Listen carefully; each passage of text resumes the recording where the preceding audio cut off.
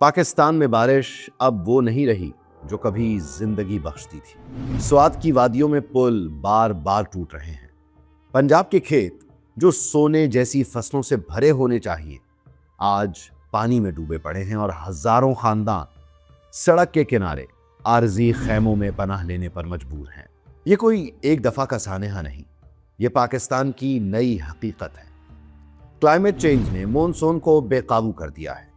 اچانک اور شدید بارشیں جو دریاؤں کو لبریز کرتی ہیں، کھیت اجاڑ دیتی ہیں اور لاکھوں کو بے گھر کر دیتی ہیں۔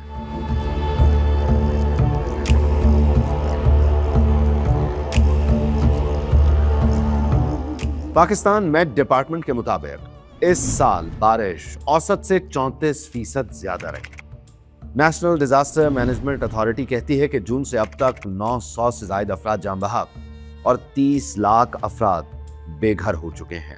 جو کبھی ایک نسل میں ایک بار آنے والے سیلاب کہلاتے تھے، اب ہر چند سال میں آ رہے ہیں۔ 2010 میں سوات، 22 میں سندھ اور 25 میں پنجاب اور خیبر پختونخوا سب سے زیادہ متاثر ہوئے۔ ورلڈ بینک خبردار کرتا ہے کہ کلائمیٹ چینج پانی سے جڑی آفات کے ذریعے پاکستان کی جی ڈی پی میں ہر سال 2 سے 3% کمی لا سکتا ہے۔ یہ محض خراب موسم نہیں، یہ ایک پیٹرن ہے اور آنے والے اشروں میں مزید شدت اختیار کرے گا۔ انٹرنیشنل آرگنائزیشن فار مائیگریشن کے مطابق پاکستان 2035 تک مکمل پانی کے بحران کا شکار ہو جائے گا۔ ورلڈ وائلڈ لائف فنڈ کہتا ہے کہ پاکستان میں فی کس پانی کی سالانہ دستیابی 1947 میں 5600 کیوبک میٹر تھی، جو 2023 میں گھٹ کر صرف 930 کیوبک میٹر رہ گئی ہے۔ پاکستان ہر سال 10 ٹریلین گیلن پانی ضائع کرتا ہے، صرف اس لیے کہ ہمارے پاس ذخیرہ کرنے کا نظام نہیں۔ اور اگر ہم صرف 1 ملین ایکڑ فٹ پانی بچا لیں تو اس سے 8,77,000 ایکڑ گندم کی زمین سیراب ہو سکتی ہے۔ پاکستان دنیا کے سب سے زیادہ واٹر انسیکیور ممالک میں شامل ہے۔ ہمارے پاس صرف 30 دن کا اسٹوریج ہے، جبکہ عالمی معیار کم از کم 120 دن ہے۔ مصر کے پاس تقریباً 1000 دن کا اسٹوریج ہے۔ ہمارا ہمسایہ بھارت بڑے ریزروائر بنا چکا ہے، لیکن تعاون کے بجائے وہ انہیں دباؤ ڈالنے کے لیے استعمال کرتا ہے۔ برسات میں اضافی پانی چھوڑ کر چناب اور ستلج کو بھر دیتا ہے، جس سے پنجاب ڈوبتا ہے، اور خشک مہینوں میں پانی روک کر ہماری زمین کو پیاسا چھوڑ دیتا ہے۔ پاکستان بغیر کسی بفر کے ان دونوں انتہا، قدرت کی شدت اور ہمسائے کی سیاسی چال کے رحم و کرم پر ہے۔ ڈیمز کوئی عیاشی نہیں، یہ زندگی کی لائف لائن ہے۔ دیامر بھاشا ڈیم 8 ملین ایکڑ فٹ پانی ذخیرہ، 4500 میگا واٹ بجلی، اتنی کہ لاکھوں گھروں کو روشن اور 1 ملین ایکڑ زمین کو سیراب کر سکے۔ زیر تعمیر مومن ڈیم نہ صرف نوشہرہ اور چارسدہ کو بار بار آنے والے فلیش فلڈ سے بچائے گا، بلکہ ساتھ ہی بجلی اور آبپاشی بھی دے گا۔ پاکستان کے پاس 60,000 mega what hydro power potential ہے، مگر ہم صرف 16% استعمال کر رہے ہیں۔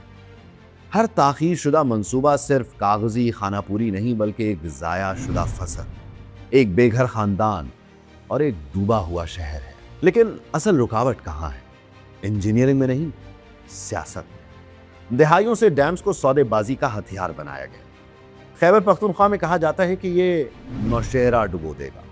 سندھ میں ہر منصوبہ انڈس ڈیلٹا کے لیے خطرہ بنا کر پیش کیا جاتا ہے۔ مکالمے اور منصوبہ بندی کے بجائے خوف کو ووٹوں میں بدلا جاتا ہے۔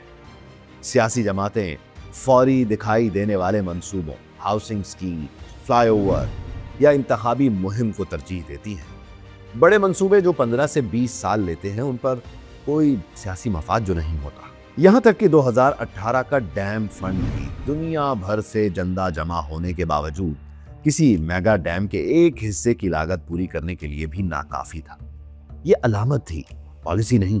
جب اشرافیہ بحث میں الجھی رہے تو عوام نے قیمت ادا کی۔ صرف اس سال پنجاب میں 3.9 ملین ایکڑ فصل ضائع ہو۔ یہ محکمہ زراعت پنجاب کی رپورٹ ہے۔ سوات کی مارکیٹیں اور پل دوبارہ بنے اور پھر دوبارہ بہہ گئے۔ سندھ ڈیلٹا میں سمندر اندر تک گھس آیا اور غیر منظم دریائی بہاؤ نے بحران کو اور بگاڑا۔ بے گھر خاندان 40 ڈگری کی گرمی میں اکثر بجلی اور صاف پانی کے بغیر کیمپوں میں زندہ رہنے کی کوشش کرتے ہیں۔ یہ محض اعداد و شمار نہیں، یہ زندگیاں ہیں۔ کلائمیٹ چینج सियासत का इंतजार नहीं करेगा। आईपीसीसी पहले ही खबरदार कर चुका है कि जनूबी एशिया में बारिशें गैर मुतवक्के होंगी और दर्जाए हरारत बढ़ेगा। पाकिस्तान के 7,000 ग्लेशियर्स तेजी से पिघल रहे हैं।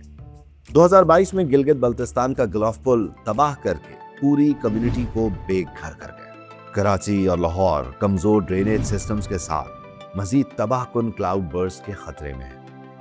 वर्ल्ड बैंक कहता है कि 2050 तक क्लाइमेट ड्रिवन वाटर स्ट्रेस ज़रई पैदावार में 20% तक कमी कर सकता है। अगर हमने पानी जखीरा ना किया तो हर सैलाब पहले से ज्यादा सख्त होगा, हर खुश्क साली पहले से ज्यादा तवील और हर फसल पहले से ज्यादा गैर यकीनी। अब भी वक्त है, मगर हिम्मत चाहिए। डैम्स को बका के मंसूबे समझना होगा, अब सियासी नारे नहीं। दयामिर भाषा और मोमन जैसे मेगा प्रोजेक्ट्स के साथ साथ खैबर पख्तूनख्वा, बलूचिस्तान और पोटोहार में सैकड़ों छोटे रिचार्ज डैम्स बनाए जाएं ताकि बारिश का पानी महफूज हो, ज़ेर ज़मीन पानी भरे और मकामी कम्युनिटीज महफूज हों। फंडिंग शफाफ होनी चाहिए, अलामती चंदे नहीं बल्कि हकीकी सरमायाकारी। Climate funds, public private partnerships और रियासती वसाइल।